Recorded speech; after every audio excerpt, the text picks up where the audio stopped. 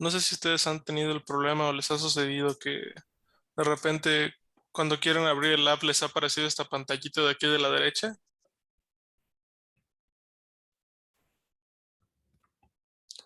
Les ha pedido como identificarse con un token o algo así. Ok, este es un error que, no es, bueno, no es un error, es un problema con el notebook que luego pasa por razones que no les quiero explicar ahora, pero bueno, la realidad es la siguiente. El notebook es el notebook es una aplicación web y es más elaborada de lo que creen, ¿sí? En realidad la forma de abrir el app desde Julia y eso es una forma como simplificada de hacerlo. En realidad lo que eso hace es que Jupyter es una aplicación más grande, pero esa forma de hacerlo como lo hacemos en clase solo hace como una versión, hace una instalación, digamos, dentro de Julia del notebook y para que no lo tengan que hacer en su sistema, porque hacerlo en el sistema es una bronca y depende de cada sistema operativo y así. Entonces esta es la forma simplificada. Entonces, como es una aplicación web, las aplicaciones web igual se prestan a cosas, a problemas como phishing y a problemas de otros de donde digamos que aunque estén en una misma computadora o en una red de computadoras, si se conectan a algo por un puerto que no es el correcto o lo que sea, o si se conectan a algo que no es, que se ve sospechoso, pues pueden estar sujetos a vulnerabilidades. Entonces lo que hacen normalmente es que se autentica, se verifica que son ustedes con un token, ¿sí? Ah, si tienen aplicaciones del banco o algo así, ya han trabajado con eso de los tokens, porque igual para hacer movimientos, para hacer movimientos entre cuentas y así les pide un token, ¿no? Entonces, esto en general se hace en automático. O sea, cuando ustedes corren esto en Julia de Jupyter Labs, se hace en automático la autenticación por el token. Pero puede suceder que no se haga en automático por alguna razón, ¿no? O sea, igual si ustedes intentan directamente entrar a esta dirección en un navegador, al localhost 888 diagonal lab, a veces les va a decir que no se puede. Que no, que necesitan, que les va a salir esta pantalla de que necesitan identificarse con un token, ¿no? Y eso es porque falla, digamos, la forma automática en la que Jupyter Labs se abre. Entonces, si les aparece esto, no se preocupen, es completamente normal y pueden darle aquí en Set up a Password y ya les va a pedir aquí alguna cosita o intenten en otro navegador abrirlo.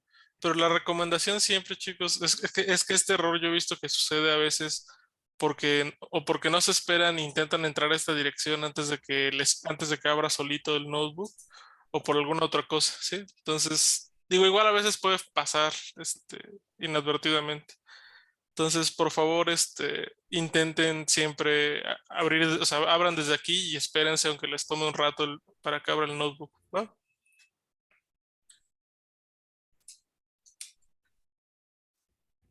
Y obviamente no se asusten, ¿no? Si les aparece algo así, sigan las instrucciones y es normal y a ver si, o sea, ahí debería de poder funcionar todo bien, siguiendo lo que dice aquí.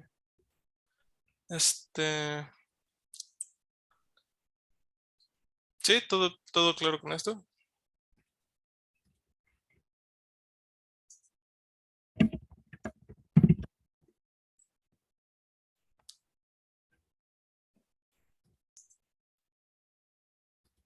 Este,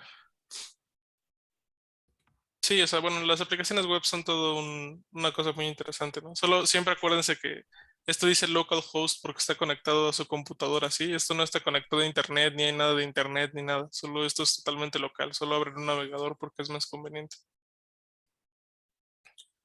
Este,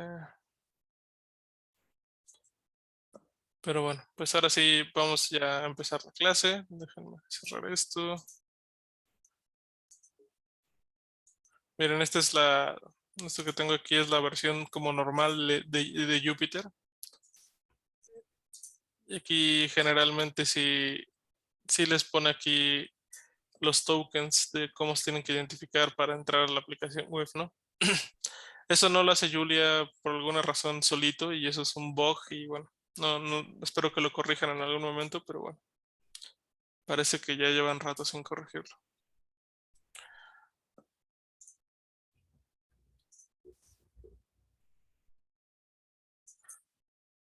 Ok, entonces hoy ya no va a haber nada de la clase 6.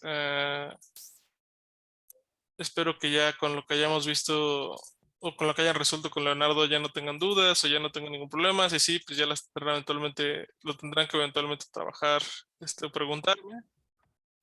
Solo quiero mencionar una última cosa hacia el final, ¿sí? Este,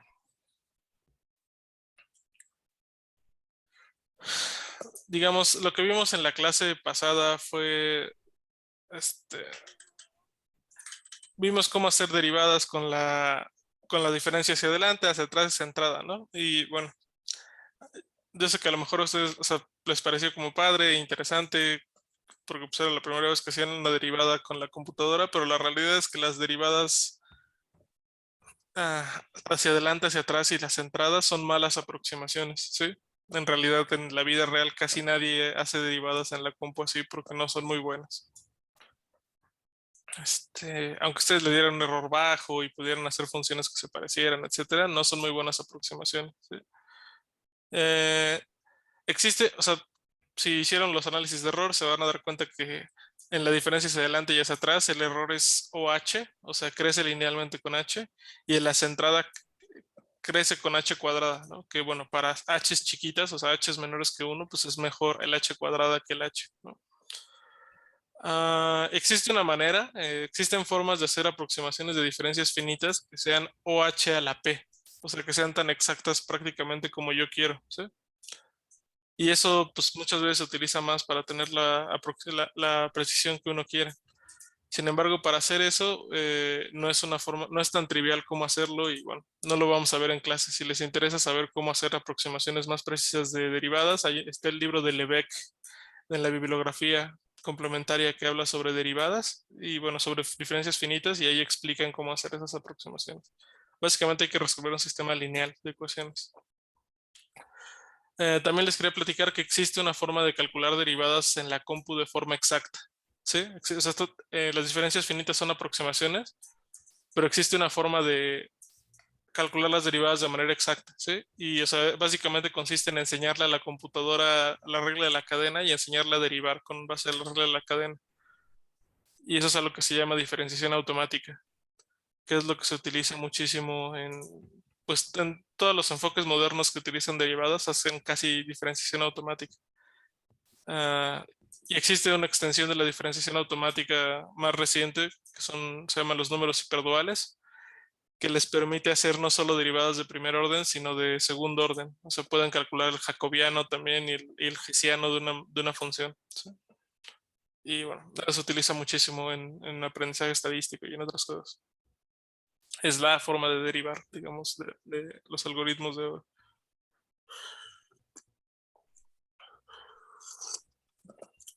Bueno, igual empezamos con derivación porque en esta clase que viene vamos a empezar a aplicarlo o vamos a ver cosas donde ya necesitamos saber cómo derivar para hacer cosas, ¿no? Pero bueno, ¿alguien tiene algo sobre el Notebook 6 que quiera que aclaremos antes de que vayamos con el 7?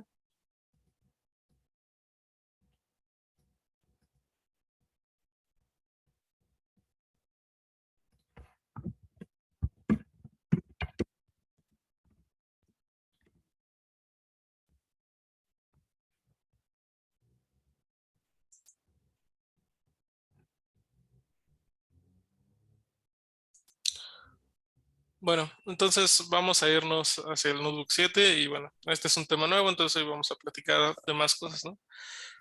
Ah, el Notebook 7 se trata de un tema igual muy importante que son las ecuaciones trascendentales o las raíces de las funciones. Eh, ¿Alguien quiere decir algo?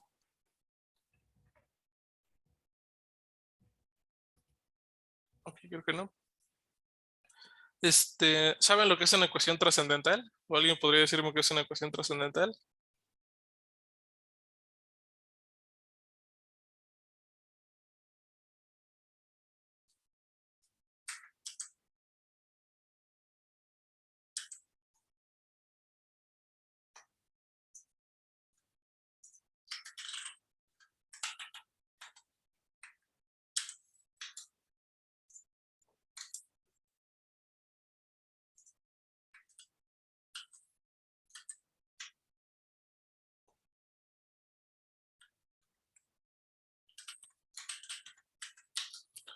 Bueno, las ecuaciones trascendentales son cosas de esta forma, ¿sí? Son ecuaciones de esta forma.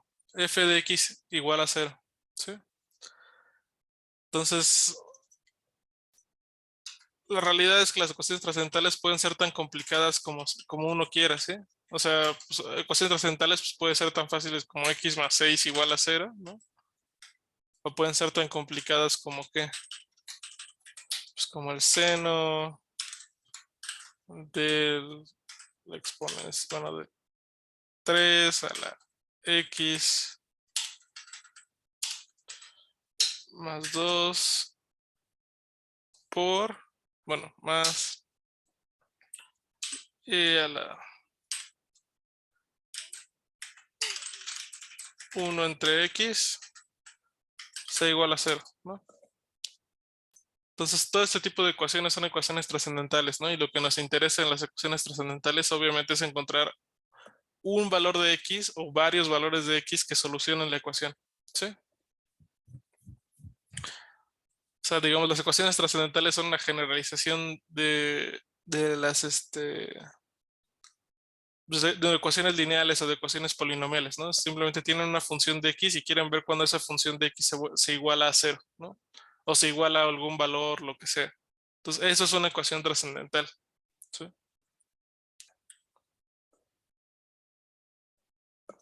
Entonces, en física surgen mucho y en muchos momentos, si ya llevaron cuántica o si ya llevaron, pues sobre todo cuántica es donde creo que surgen más que las condiciones de frontera de una ecuación diferencial quedan de esta forma y hay que encontrar los valores que, los parámetros que solucionan, etcétera, ¿no? Ya se han enfrentado a cosas así.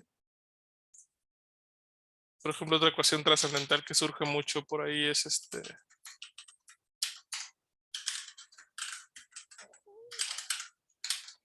seno de x igual a 0, por ejemplo. Por ejemplo, ¿cuáles son las soluciones de esta ecuación trascendental de seno de x igual a 0?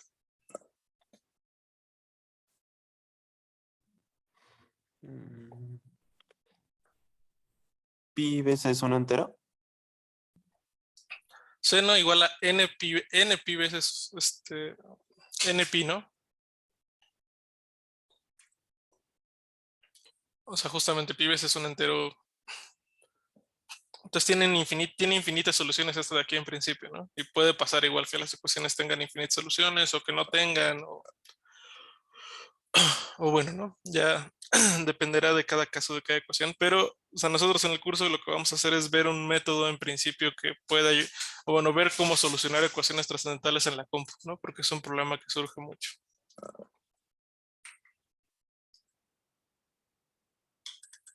Entonces, bueno, para platicar de lo que son las ecuaciones o de cómo resolver las ecuaciones trascendentales, hay que explicar un poquito algo que igual, valga la redundancia, va a ser trascendente en el curso o algo que es muy, muy importante en el curso, que son las sucesiones y funciones recursivas, ¿sí? ¿Alguien ha escuchado esta palabra o ha trabajado con esto antes de recursión? ¿Qué es la recursión para ustedes? Cuando el siguiente término depende de los anteriores, ¿no? Ok, ok, esa es una Cuando buena definición. defines algo en términos de sí mismo. Sí, también puede ser, pero ok, ¿alguien tiene algo, dice algo, piensa algo diferente? Pues me gustó la definición de Valeria.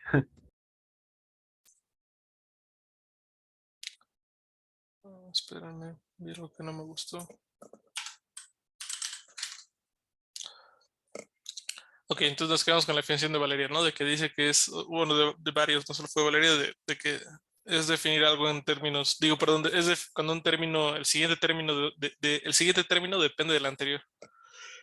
Pero están hablando del siguiente término y del anterior, lo que están hablando en realidad es de una sucesión, ¿sí? Si hay términos discretos, o sea, si hay un anterior y un siguiente, están hablando de una sucesión, ¿están de acuerdo? Y todos recordarán por su clase de cálculo que una sucesión es una función que va de los naturales en los reales, ¿no? Generalmente denotamos al késimo término de la sucesión, S sub k, ¿no? ¿Todo bien hasta acá?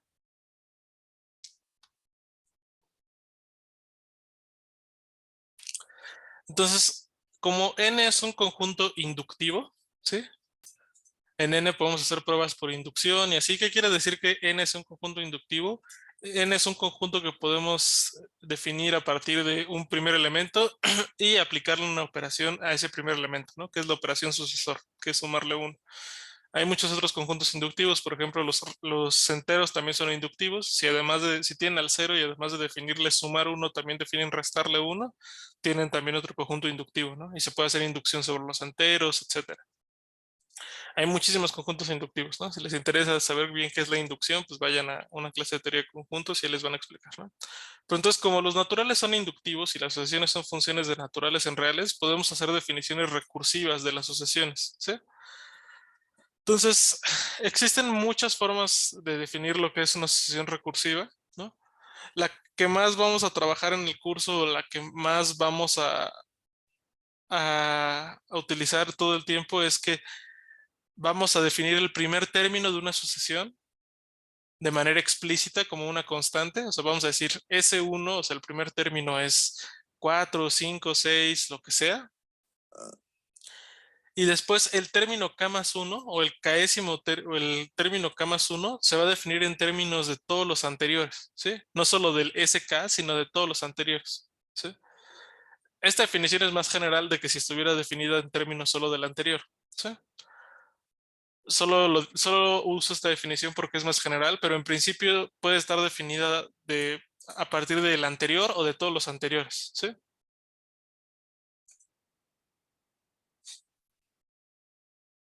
Entonces, bueno, esta definición y cualquier otra son equivalentes, pero básicamente una asociación recursiva es eso, ¿no? Definimos elementos base en la asociación y definimos los siguientes a partir de los elementos base y así la vamos construyendo, ¿sí? ¿Alguna duda sobre esto?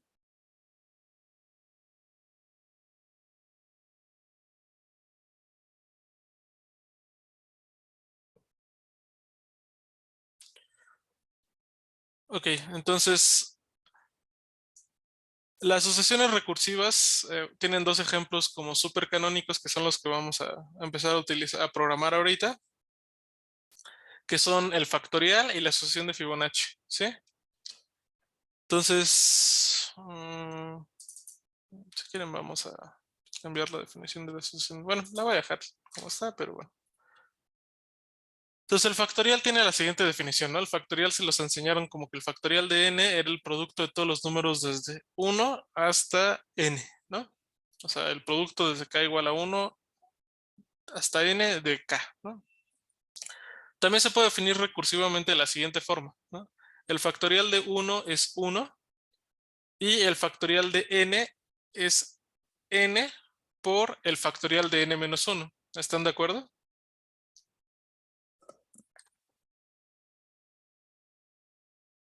Sí. Entonces, para definir cuál es el factorial de n-1, pues tengo que volver a aplicar esto y así me voy hasta que llegue a 1, ¿no? Que es el caso base que conozco. La asociación de Fibonacci es igual, ¿no? La podemos definir de la siguiente forma. El primer término es 1, el segundo término es 1 y cualquier otro término para n mayor o igual que 2, si quieren, creo que es más claro poner este.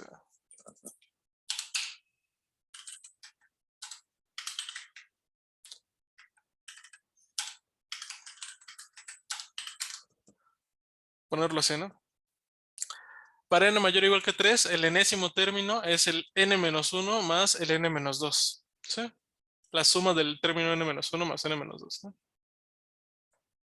Entonces, bueno, estas ambas son sucesiones recursivas y pues ya, es nada más lo que les quería aclarar para esto. ¿Alguna duda?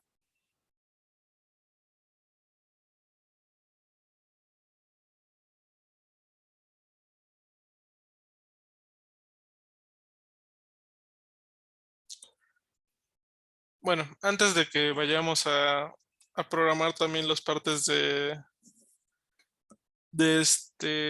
antes de que vayamos a implementar las funciones recursivas, se dan cuenta aquí la asociación de Fibonacci tiene este problema que, digamos, tiene distintas definiciones dependiendo si n es 1, n es 2 o si n es mayor o igual que 3, ¿no? Entonces, cuando ustedes tengan sucesiones que dependan de varios casos, cuando no tengan solo dos casos, pueden utilizar esto que se llama la estructura else if, ¿sí? O que es una extensión, digamos, de la sucesión, de la estructura if común y corriente, ¿no? ¿Cómo funciona esta la estructura else if? Bueno, lo que pasa es que, imagínense que tienen este código que está acá, ¿no? Tienen, en la primera condición ponen if n es menor que 6, van a imprimir, ¿no? Más chico que 6. Luego ponen else if n es menor que 10, vamos a imprimir más chico que 10. Y bueno, ¿qué significa esto? Si la prueba de aquí falla, si este if de aquí falla, quiere decir que n es mayor o igual que 6. ¿Están de acuerdo?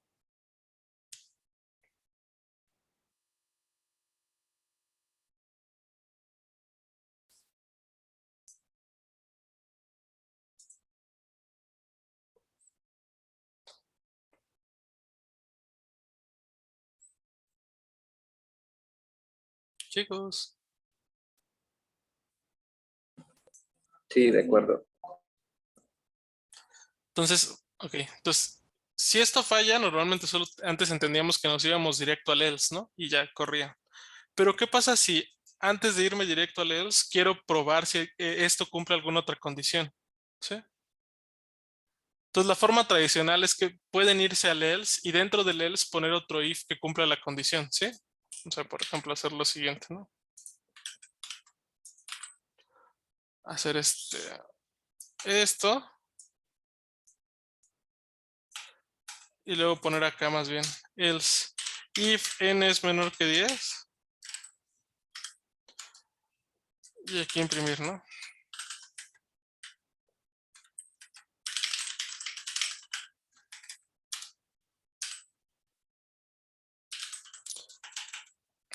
Y en caso de que no se cumpla tampoco eso, pues ahora sí imprimir que es mayor o igual a 10. ¿Están de acuerdo? O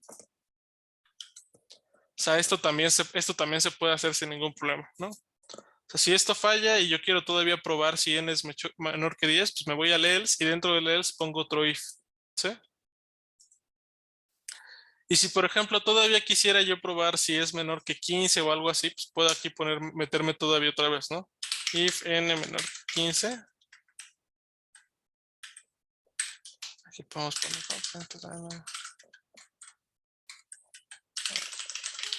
más chico que 15, ¿no? Y ponemos un else para el otro caso,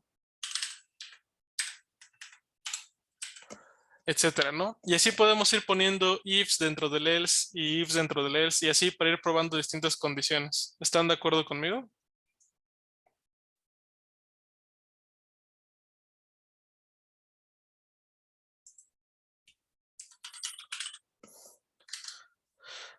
¿Alguien tiene alguna duda sobre lo que haría este código cuando lo corriéramos? Yo nada, necesariamente el último siempre, bueno, yo más bien ya va a ir sin el if, ¿no? O sea, es como para todos los casos que resten de todo esto. Sí, o sea, como el else si no tiene aquí ya ningún if ni nada, ya se agarra todos los casos que quedan, ¿no?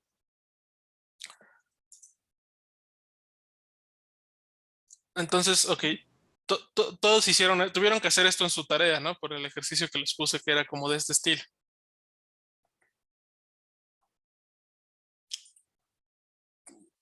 O hicieron algo parecido, ¿no? O Carreras, sea, ¿no? ¿mande? El de las carreras, ¿no? Sí. Ujú.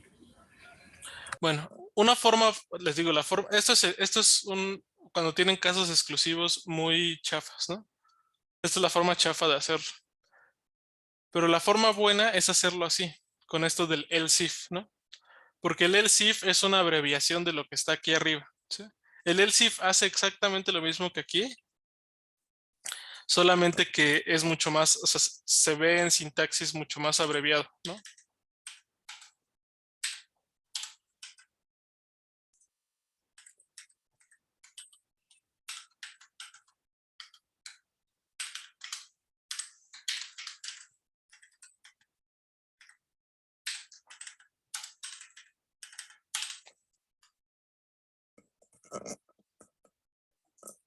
Entonces, aquí lo que hacemos es, if n es menor que 6, pues siempre más chico que 6. Luego, si eso falla, pero esto sí se cumple, que sea menor que 10, córrelo de acá.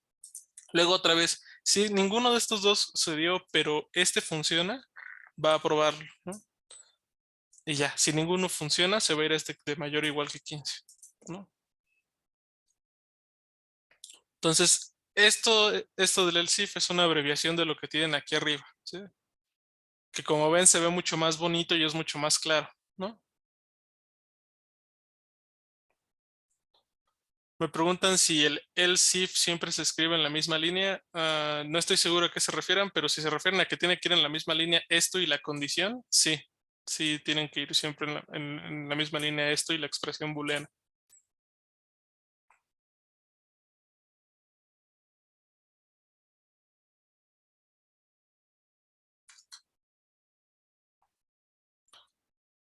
Entonces, por ejemplo,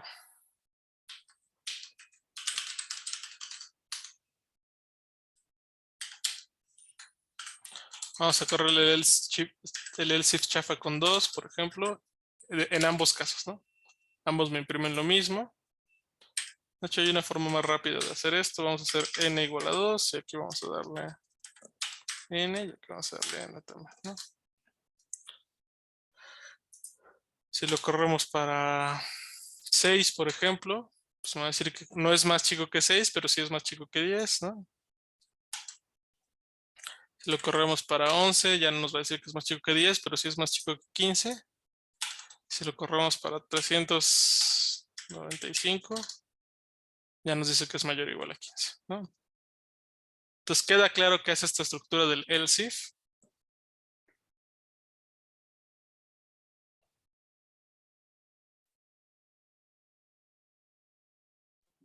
Sí. Va.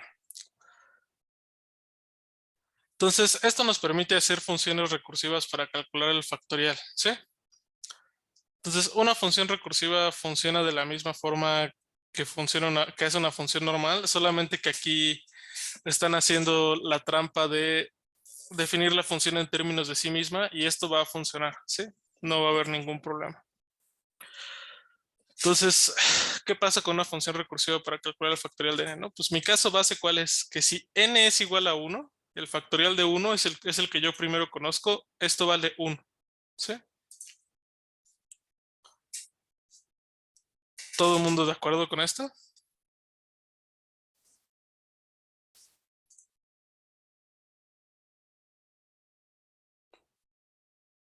Luego, si n no es 1, pero es mayor que 1, ¿no? Entonces, ¿qué voy a regresar? Voy a regresar n por mi factorial de n menos 1, ¿sí?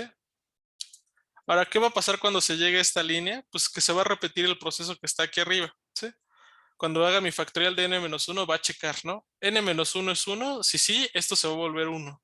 Y si no, pues va a volver a hacer que sea n por n menos 1 por mi factorial de n menos 2 y así va a seguir, y así va a seguir, y así va a seguir, ¿no?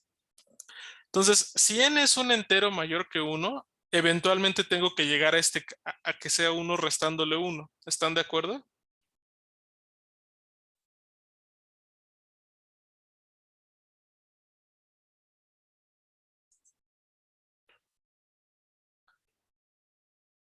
Pero si yo le doy a mi función un n que no sea entero o este, que no sea entero o que sea negativo o algo así, y le resto 1, nunca llegaría a este caso. ¿Están de acuerdo?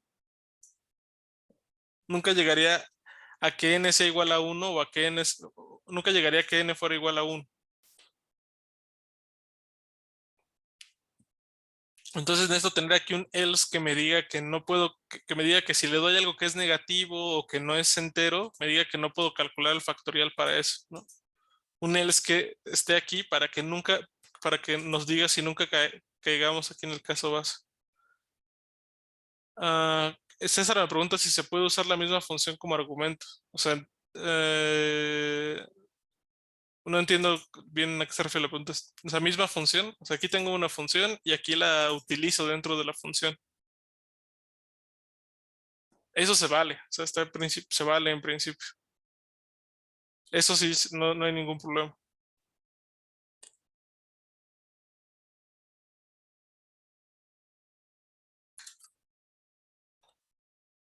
Entonces, por ejemplo, vamos a ver qué funciona. Vamos a hacer mi factorial aquí de 5.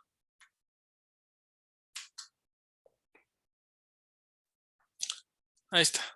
Sin ningún problema. Sí, yo entiendo que está medio raro está medio raro esto, ¿sí? Pero lo que les va a aclarar, lo que siempre les va a dejar digamos, claro o tranquilo que esto se puede hacer, es que recuerden que las funciones que tienen returns se evalúan eventualmente algo, ¿no? Entonces, aquí cuando yo pongo mi factorial, esto va a sustituirse por algo a lo que se evalúe la función y la va a intentar evaluar y evaluar y evaluar, ¿sí? Sé que no es muy claro, pero piénsenlo por ahora solo en términos matemáticos, ¿no? Esto es igual que la definición matemática. Entonces, cuando yo quiera hacer esto, va a intentar evaluarlo otra vez y lo va a seguir evaluando y lo va a seguir evaluando las veces que sea, siempre y cuando pare.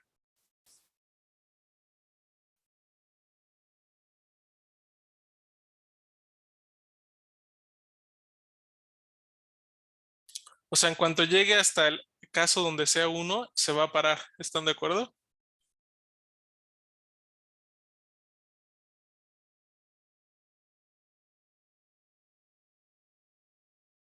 ¿Alguien más tiene alguna duda sobre esta función?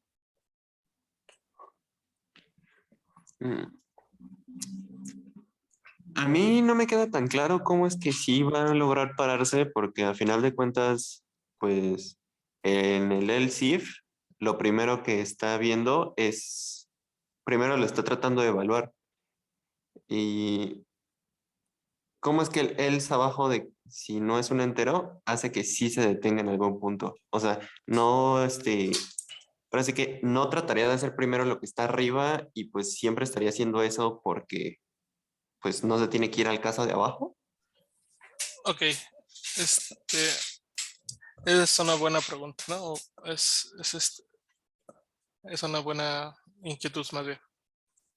Entonces, acuérdense, vamos a hacerle como el intérprete, ¿no? Si le damos un n, lo primero que verifique es si es igual a 1. ¿Sí?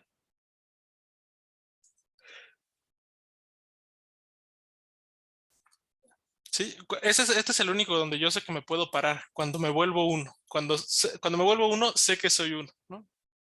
Y se acabó. Si soy mayor que 1, significa que no puedo pararme y tengo que irme a calcular el factorial de n-1, ¿sí? Y ya, y así me voy a seguir. Entonces, la pregunta que me hacía ahorita, si era Jesús o Jorge. Jesús, ¿no? Sí.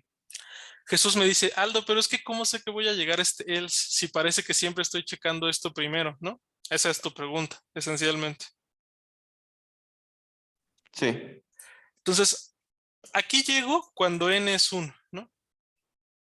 Entonces, si n no es 1, pero es mayor que 1, llegaría aquí. ¿Estás de acuerdo? Sí. Y ahora, hasta acá abajo, ¿cuándo llegaría? Llegaría cuando no se cumplió que n fuera 1 y cuando no se cumplió tampoco que n fuera mayor que 1. Es decir, cuando n es menor que 1. ¿Estás de acuerdo? Ok, sí.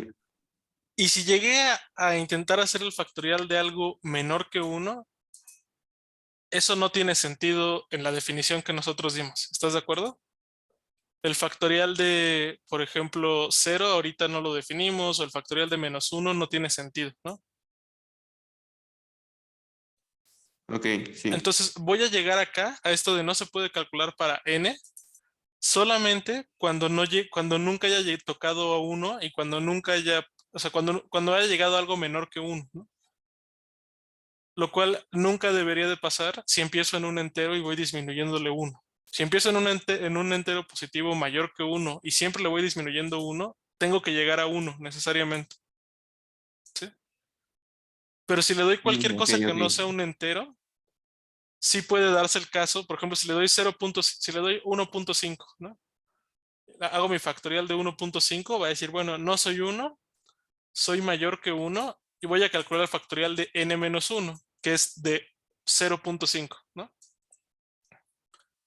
Entonces llego al de 0.5 y también pasa lo mismo. No soy 1, pero ya tampoco soy mayor que 1. Entonces no hago ninguno de estos y me voy aquí. No tiene sentido ya lo que estoy haciendo. No puedo calcular nada.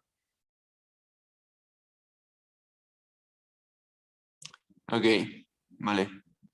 O Sí, sea, ya lo por entendí. ejemplo, directamente si le doy un entero negativo, si le doy el 0, no va a llegar aquí a que sea 1, no va a llegar a que sea positivo, me va a decir no tengo sentido, no puedo definir.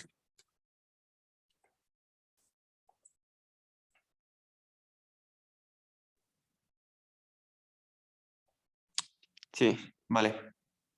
Entonces, esa es la lógica de por qué está el else aquí. Si algún día llegamos a algo que no sea, si algún día no nos llegamos a 1, es que le dimos algo de comer a la función, algo que estaba mal, ¿sí? Pero el problema es que si solo me quedo con esto, nunca se va a parar, va a seguir intentando correr el factorial anterior y el anterior y el anterior, y eso es algo que se llama recursión infinita, y eso está mal en principio.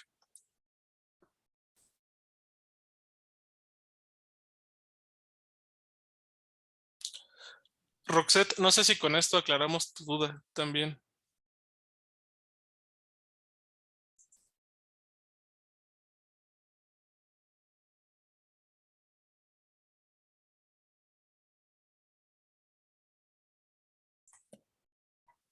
Prof, o sea, ahí le siento, estoy pasando la basura. Justo el hecho de que la función esté definida en sí misma. Ajá. No te preocupes por el ruido del claxon. Sí, lo siento, es que estoy como muy cerca de la ventana. Sí, no pasa nada. Ajá. Justo eso va a hacer que se detenga hasta el punto en el que la función sabe, sí, que se detenga en nuestro caso base, ¿no? Es que por eso preguntaba si no necesitaríamos un for para algo así como para todos los enteros que estén de 1 a n, ¿no? O O de sea, 1 a n.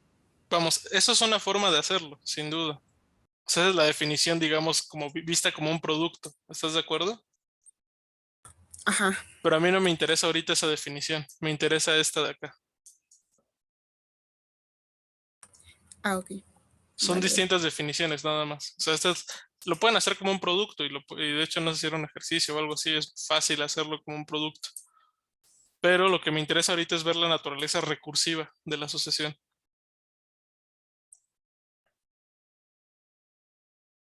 Sí, claramente aquí estos, o sea, si tienen una forma explícita de una asociación, es más fácil hacer la forma explícita que la recursiva.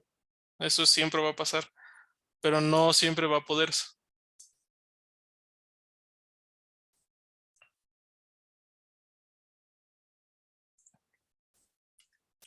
Pero bueno, todos ya tienen claro qué es esto, cómo funciona esto del factorial. Sí, bueno, yo quería hacer una pregunta. Ajá. Este, también lo podríamos definir con un ciclo for, ¿no? Pero no sé si definirlo así tenga más ventaja o algo, o si es lo mismo. Ok, nuevamente, a ver, déjenme pensar cómo explicarles esto. La ventaja que tiene, o sea, la forma de hacer esto con un for.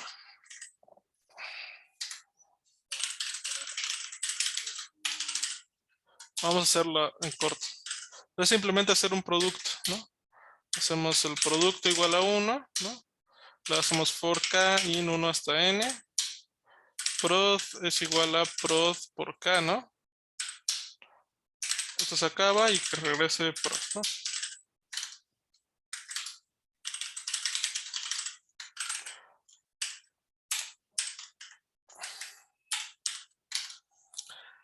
Ok, esto funciona exactamente igual, es mucho más inmediato, es mejor en muchos sentidos, ¿sí?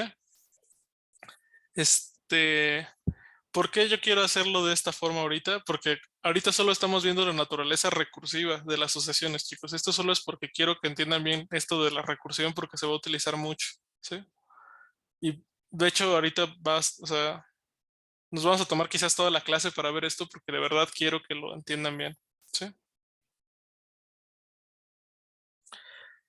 Nuevamente, esta forma tiene otra clase de errores, ¿no? Por ejemplo, aquí sí le puedo, ¿qué pasa si le doy factorial de menos 2? Me manda un 1, ¿no? Y esto no tiene mucho sentido. ¿Qué pasa si doy el factorial de 5.5? Me manda 120, que es el factorial de 5, entonces también tiene comportamientos medio anómalos, ¿no?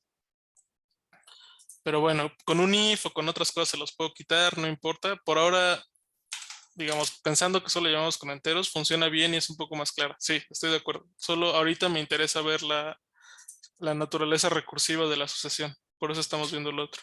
Y no es tan trivial decidir si es más óptima la forma recursiva o la forma del factorial. Lo que tiene de malo las funciones recursivas, ahorita lo vamos a ver. O sea, sí tienen algo de malo.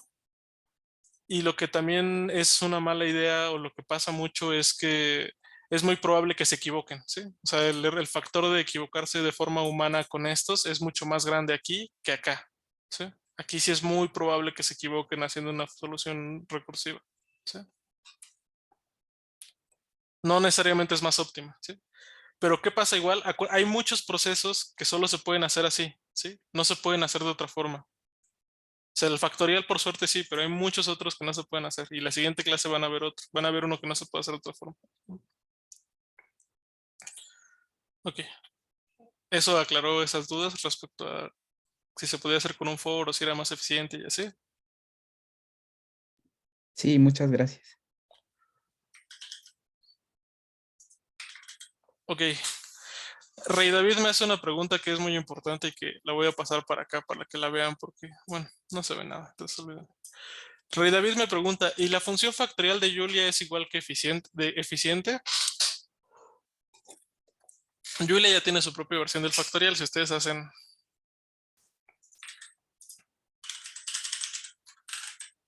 factorial de 5, ahí está, ¿no? Es la de Julia. Casi nunca vamos a poder hacer algo más eficiente de lo que tenga Julia abajo, ¿sí? De algo que ya exista hecho en Julia, ¿sí? ¿Por qué? Bueno, o sea, supongo que se pueden imaginar o que pueden especular que el factorial es algo muy importante o que más que muy importante que aparece en muchas fórmulas matemáticas. ¿Están de acuerdo? Sí. Entonces, por lo tanto, desde que se fundaron las computadoras hace 50 años, perdón, hace casi 80 años, 70 años, se han tenido que enfrentar con el problema de programar el factorial, entonces han investigado muchísimo cuál es la mejor forma para hacerlo, ¿sí? Si te aparece en todos lados. La gente que hace Julia conoce esas discusiones, está al tanto de ellas y probablemente, o al menos tiene acceso a la bibliografía que recapitula bien eso, entonces pueden detenerse a tardarse una semana en programar y probar la mejor forma de hacer un factorial, ¿sí? Entonces, claramente en nuestro curso no vamos a poder ganarles nunca a ellos, ¿no? Ni a muchas otras cosas que ya estén implementadas. ¿Sí ven a qué me refiero con eso de que no vamos a poder casi nunca ganarle a lo que ya está hecho en Julia o en librerías inclusive?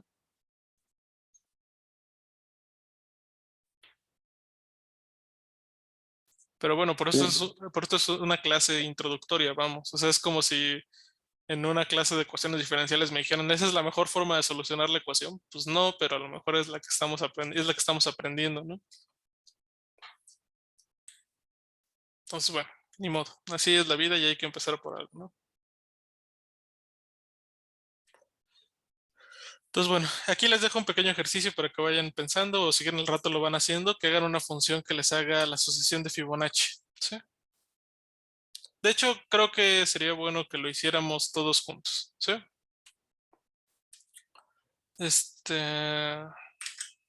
¿Cómo sería la asociación de Fibonacci?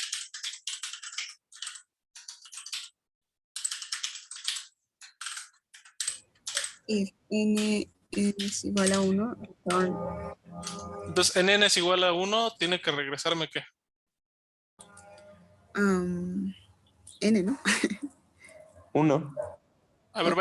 váyanme dictando. ¿Cómo ponemos eso de cuando n sea igual a 1?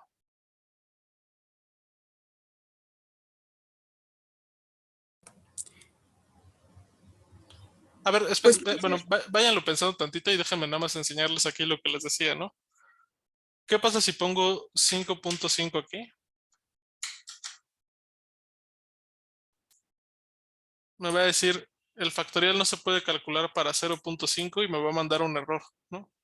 Porque justo llega este momento. Es más, si quieren con 1.5 para que sea más rápido. Me dice, no se puede calcular para 0.5. ¿Por qué? Porque va a intentar hacer el factorial de n-1, que es 0.5, que no entra ni en el caso 1 ni en el de n mayor que 1, y me va a decir, no puedo calcularlo para 0.5, ¿no? Igual si aquí le doy un -2, por ejemplo, directamente me va a decir, no puedo calcularlo para -2. Porque no entra en ninguno de estos casos. ¿Y por qué en ese caso no mandó un error? Porque en este caso se fue directo aquí, al else, y imprimió esto. Nunca intentó hacer n por algo, ¿sí? En cambio, o sea, va a pasar lo mismo, por ejemplo, si le hago el 0.5, ¿no? En cambio, si le doy el 1.5, intenta hacer 1.5, que es n, por el factorial de 0 bueno, de 1.5 menos 1, que es 0.5. El factorial de 0.5 es el que manda este error, y como es, o el que no regresa nada, como aquí no hay un return y no regresa nada, como esto no regresa nada, esto se vuelve nothing, ¿no? Y como cuando quiero hacer nothing por 1.5 es que brinque el error. Vale, vale. O sea, aquí sí intenta multiplicar lo que esto regrese por algo, pero si no regresa nada, hay un error. En cambio, aquí nunca se enfrenta a intentar multiplicar, directamente llega a esto.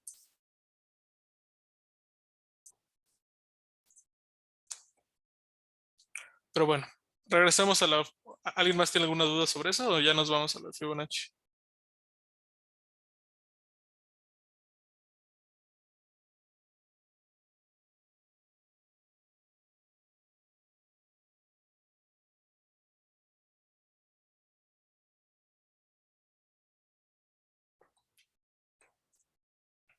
Bueno, pues nadie comentó nada, entonces vámonos directo a lo de Fibonacci.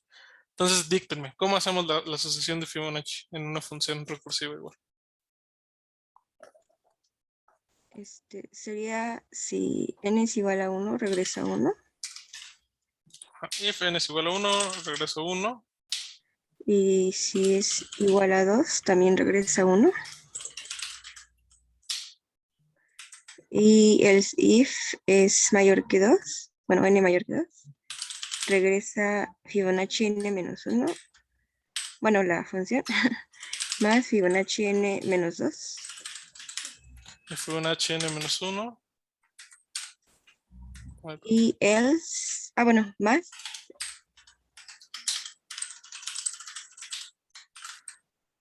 n menos 2. Ajá, y abajo. Else print no se puede calcular, ¿no? Para n.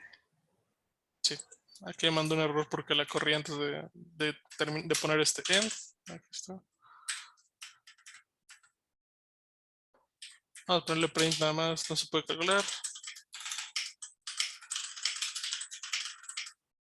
Para, ya que nos imprima n, ¿no?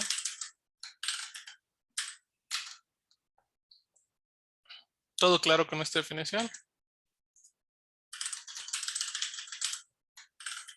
Entonces, por ejemplo, el quinto término de la asociación, bueno, es 5. El sexto es 8. El séptimo es 13, ¿no? El octavo es 21. Parece que sí nos lo está dando, ¿no?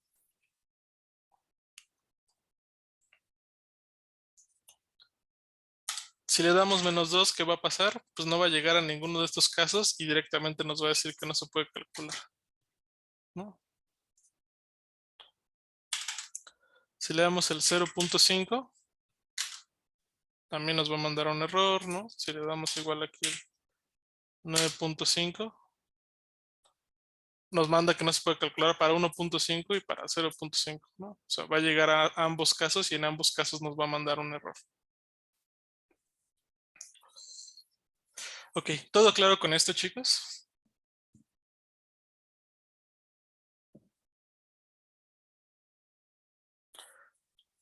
Entonces, este tema de funciones recursivas surge, les van a hablar mucho de eso en computación, ¿sí? Nosotros no vamos a utilizar este tipo de sucesiones, de funciones recursivas tanto, ¿sí? Y ahorita vamos a explicar por qué.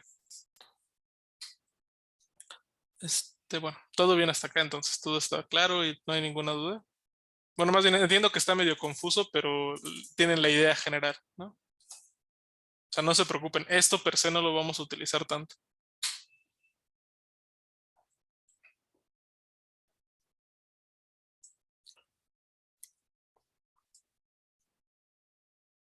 Ok, entonces ya vámonos a la parte más choncha sobre esto, ¿sí? Ahora, ¿qué pasa si yo no quiero solo el enésimo término de la sucesión, sino quiero los primeros n términos? ¿Sí? O sea, estas funciones nos regresan solo el n término, ¿no? Esta me regresa solo el factorial de n.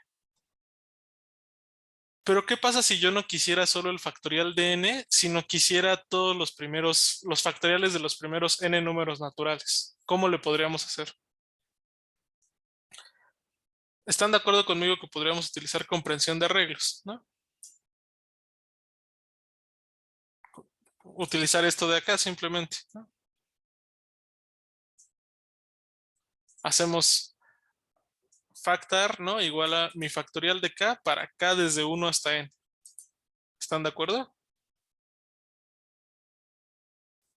sea, voy a hacer n es igual a 10, ¿no? Voy a hacer los primeros 10 factoriales aquí, ¿no? Y nada más aquí acá abajo los voy a imprimir, ¿no?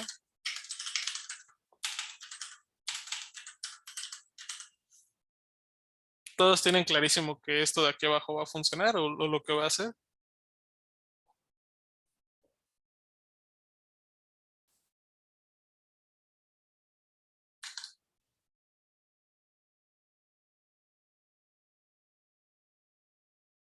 Ahí está, ¿no?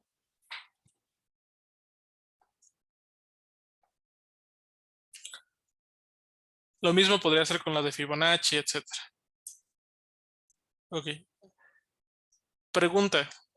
O sea, esto funciona. Sin embargo, este es un método malo para hacer esto de imprimir los primeros n factoriales. ¿Por qué este es un método malo? O más bien poco eficiente en lugar de malo. Por la forma en la que estás partiendo los prints. No, o sea, ¿Los for? el ¿Por print el for? el print es solo para imprimirlo, vamos. O sea, eso no me importa. Lo que me preocupa es por qué esto de aquí de hacerlo de esta forma, ¿por qué no es tan bueno? Porque estás calculando el factorial muchas veces en vez de guardarlo en la memoria cada que Exactamente. calcules uno. Esteban y Jorge le dieron el punto. Vámonos a la definición, ¿no? Si se dan cuenta, para calcular el factorial de 10, si yo quiero el factorial de 10, mi función recursiva va a llamar al factorial de 10 menos 1, que es 9. ¿No? ¿Están de acuerdo?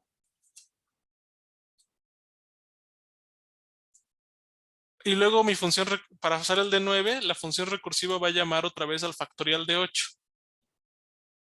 Y luego va a llamar al factorial de 7, y luego va a llamar al factorial de 6, y va a llamar al factorial de todos los anteriores. ¿Están de acuerdo?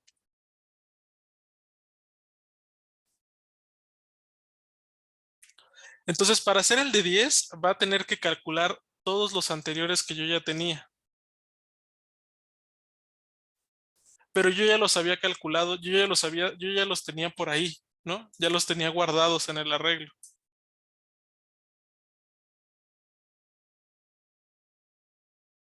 Entonces, eso no es muy eficiente. No tiene mucho sentido que para calcular el de 10 tenga que volver a recalcular todos cuando yo ya los tenía por ahí guardados.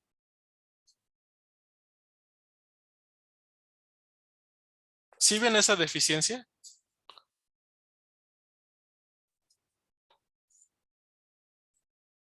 Sí. Entonces, este es un error. este es el problema que tienen las funciones recursivas en general, ¿sí?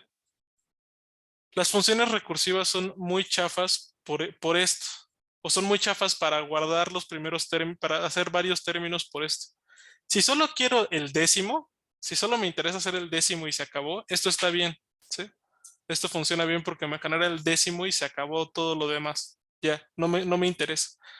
Pero si a mí lo que me interesa es ver toda la sucesión o un pedazo de la sucesión, que es realmente lo que nosotros vamos a hacer cuando tengamos sesiones recursivas, a mí no me va a interesar decirles, ay, hagan el enésimo término. No, lo que me va a interesar es vean cómo va creciendo, va cambiando la sucesión.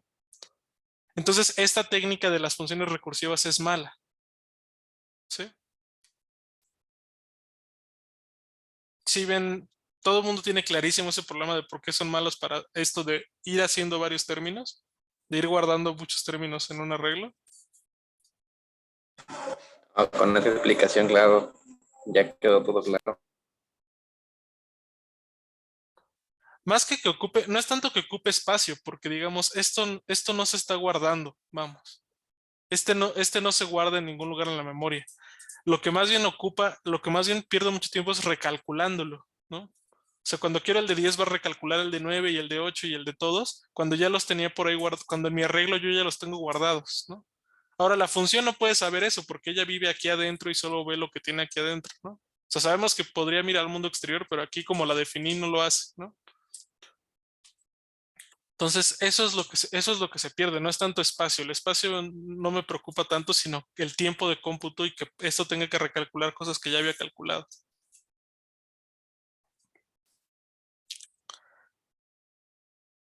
Entonces, lo que podemos hacer más bien es crear el arreglo elemento a elemento, ¿sí? O sea, como el anterior va y para construir el enésimo, la función construye todos los anteriores, vamos a hacer una lista y vamos a crearlo elemento a elemento de tal forma que pueda ir, de tal forma que vayamos en el arreglo, ir modificando la sucesión de la forma que queremos, ¿no? Entonces, si se acuerdan, yo les había enseñado, habíamos platicado de cómo agregarle elementos a los arreglos, ¿no? De ir como creando arreglos elemento a elemento, que era con esto de que, con la función push, ¿se acuerdan? Push, con signo de admiración, arreglo objeto, nos permite añadirle objeto al final al objeto op al final del arreglo, ¿no? Si no se acuerdan, aquí hay un ejemplo muy simple, ¿no? Tenemos 1, 24, 5, 2 en un arreglo. Si hacemos push, arreglo 1, 11, le vamos a agregar el 11 al final, ¿no? ¿Todo el mundo tiene claro que esto de push nos permite hacer esto?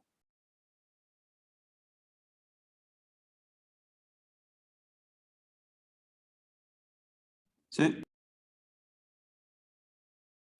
Acuérdense de lo que había pasado, ¿no? Si tenemos un arreglo de booleanos y yo le quiero intentar agregar un flotante o algo así, va a haber errores, ¿no? Si tenemos arreglos, si le queremos agregar un tipo distinto, no nos va a dejar, ¿no? Habíamos visto que a las listas sí se podía y habíamos visto que para forzar un arreglo a hacer lista había que ponerle any aquí atrás, etcétera, ¿no? Entonces, bueno, ¿cómo aprovechamos esto para la sucesión recursiva? ¿Sí? Entonces, voy a hacer esta cosa que se llama arreglo 3, que tiene los primeros 4 factoriales, ¿sí? 1, 6, 1, 2, 6 y 24. ¿Están de acuerdo que estos son los primeros 4 factoriales?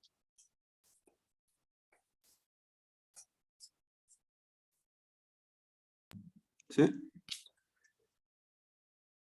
Entonces, ¿cómo agrego el factorial de 5? Bueno, el factorial de 5, yo sé que es el factorial de 4 multiplicado por 5. ¿No? ¿Y dónde está guardado el factorial de 4 en mi arreglo? Es la cuarta posición del arreglo, ¿no? Es el cuarto elemento del arreglo. Entonces, para agregar el factorial de 5, solo tengo que agarrar el factorial, el cuarto elemento y multiplicarlo por 5. Entonces voy a hacer push y al arreglo 3 le voy a agregar el cuarto elemento multiplicado por 5. ¿Están de acuerdo?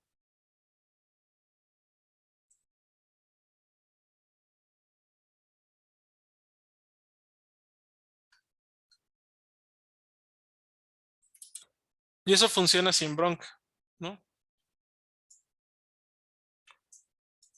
Y aquí ya aproveché el hecho de que ya los tenía guardados para no tener que reconstruir todos los anteriores, ¿no? O sea, ya fui, en lugar de ir armando la lista uno por uno llamando a la función recursiva, ya aproveché que tenía aquí y construí el siguiente utilizando ese conocimiento. Entonces, bueno, eso lo podemos generalizar a esta función que está acá abajo, ¿sí? Esto que se llama mi arreglo factorial, ¿no? Entonces, mi primer elemento nuevamente va a ser esto que se llama final, ¿no? Que digamos, vamos a ponerle el 1, que es el primer elemento del factorial. Y luego, ¿qué hacemos? Pues para acá, desde 2 hasta n, ¿qué le tenemos que añadir a la función final? Pues le vamos a añadir el k-1 por k, ¿no? Que ese es el siguiente factorial, ¿no? Le voy a añadir en este push el factorial de k.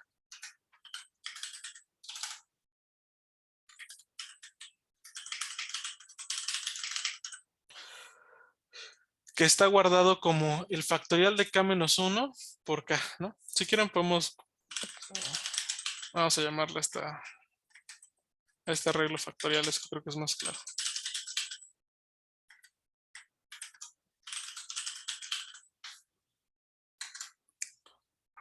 ¿Todos tienen claro cómo funciona, cómo actúa esta función?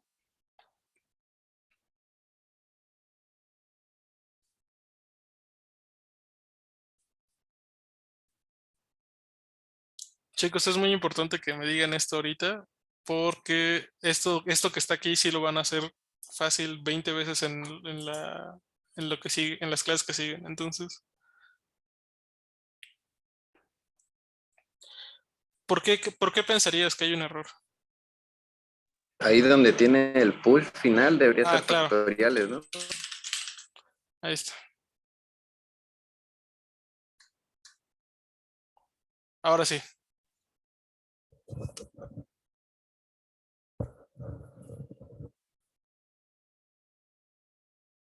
O sea, y factorial es como tal es un arreglo, ¿no?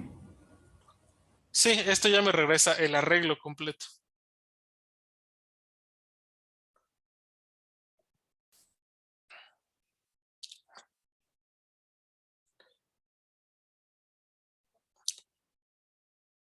Brian me pregunta algo que me dice que cada que usemos la función va a generar nuevamente la lista.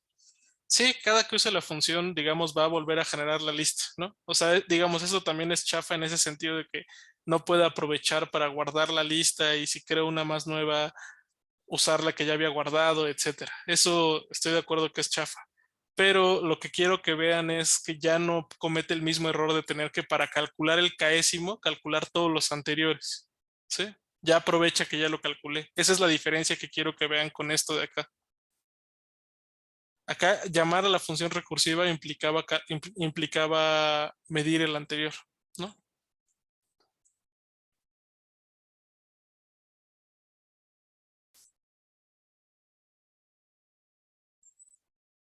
Sí, con eso resolví tu duda, Brian.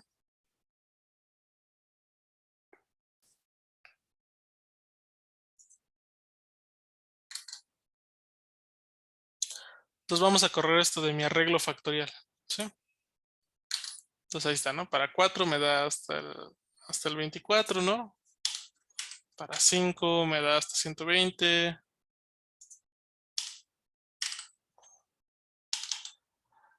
Para 19 me da hasta 19, ¿sí?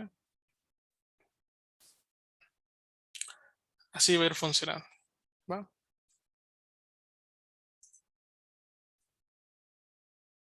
Si ponen solamente aquí mi arreglo factorial va a verse más, se los voy a imprimir de forma más bonita que con la otra.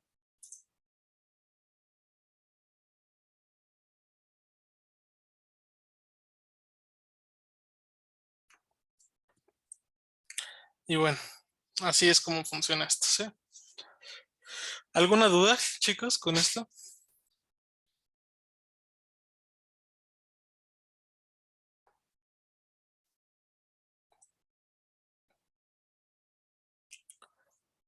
Exacto, César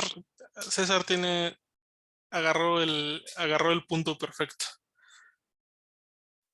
Sí, y de hecho, vamos, si quieren,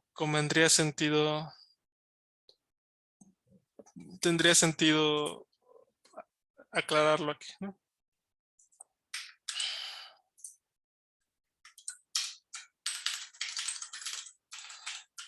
Conclusión. ¿No? O sea, si solo queremos un elemento, el factorial de un número, no conviene guardar en un arreglo todos los anteriores y basta con usar mi factorial, ¿no? Si queremos los primeros n factoriales, los primeros factoriales, entonces sí conviene irlos guardando en una lista e irlos construyendo para ahorrarnos las llamadas, la recalculación de los anteriores que usa una función recursiva, ¿sí?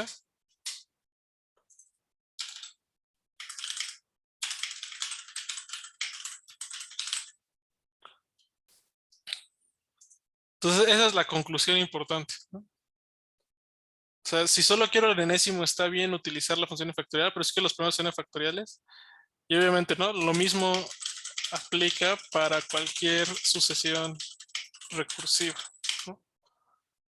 Y ahora sí vienen negritas, ¿no?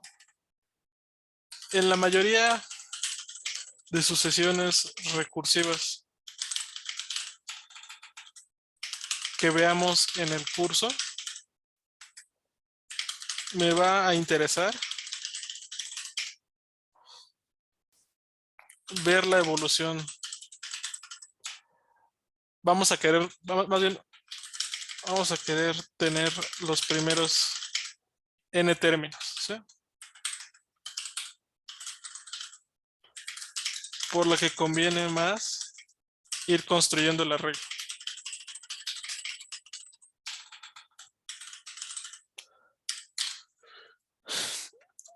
¿Por qué? ¿Por qué vamos a hacer esto por qué en el curso va a suceder mucho esto? Bueno, porque en el curso vamos a ver que la solución a muchísimos problemas de cómputo, la solución a ecuaciones diferenciales, la solución a sistemas de ecuaciones lineales, la solución a ecuaciones trascendentales, la solución a problemas de optimización, la solución a muchísimas cosas van a ser una sucesión recursiva, ¿sí? La solución a muchísimas cosas van a ser una sucesión recursiva.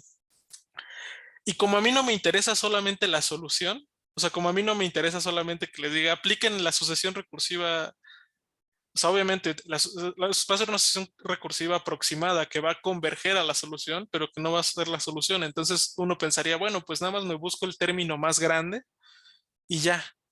Pero a mí lo que me interesa no solo es el término más grande, sino que vean cómo se va acercando desde un punto inicial hacia la solución, ¿sí? Entonces vamos a tener que guardar todos los elementos. Eso lo van a ver, o sea, en la segunda parte de esta clase van a empezar a ver que vamos a querer guardar todos los elementos para ver cómo se acerca a la solución. ¿Queda claro eso, chicos?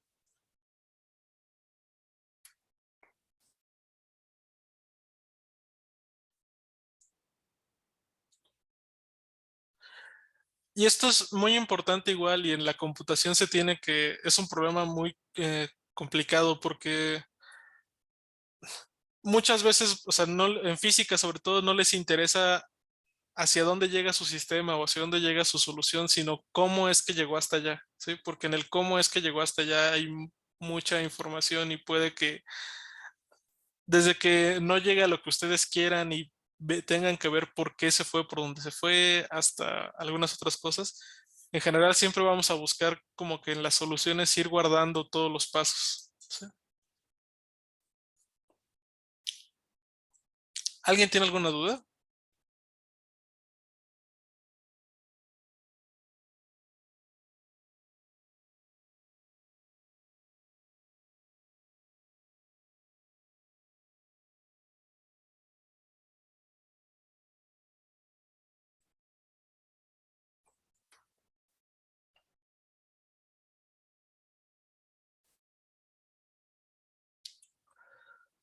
Ok, entonces...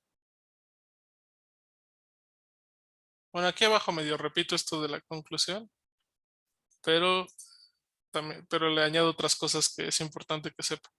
Entonces aquí hay 3 ejercicios que les voy a pedir que vayan haciendo ahorita. ¿Sí? Y además de los 3 ejercicios que hay aquí que pueden ir haciendo ahorita, está también la otra clase, ¿sí? Donde ya les explico qué onda con esto de las ecuaciones trascendentales.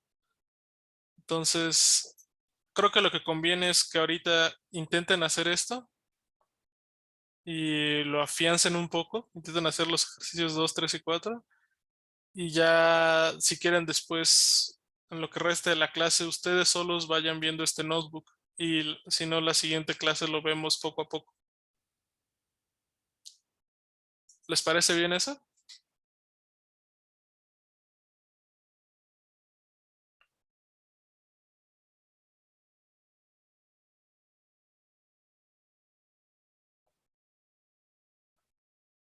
¿Alguno de ustedes se ha metido a ver los notebooks antes de la clase o en adelantado? Vamos.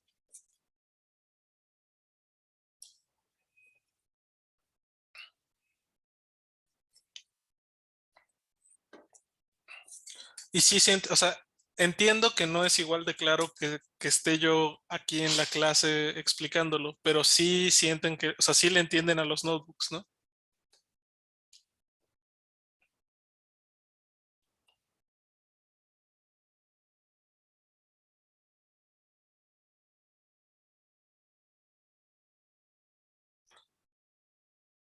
También los videos les entienden, supongo.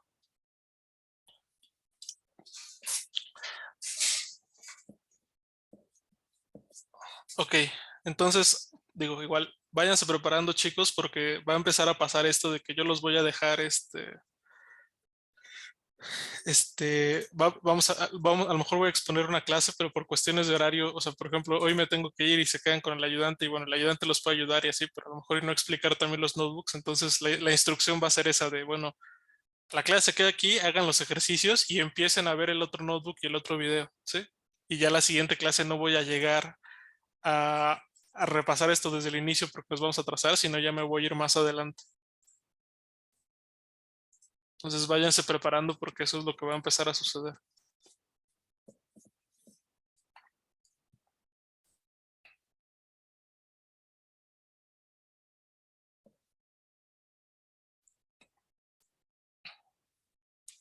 Pero bueno, vayan haciendo estos ejercicios y me voy a quedar aquí un ratito y si tienen alguna duda la vemos. Órale.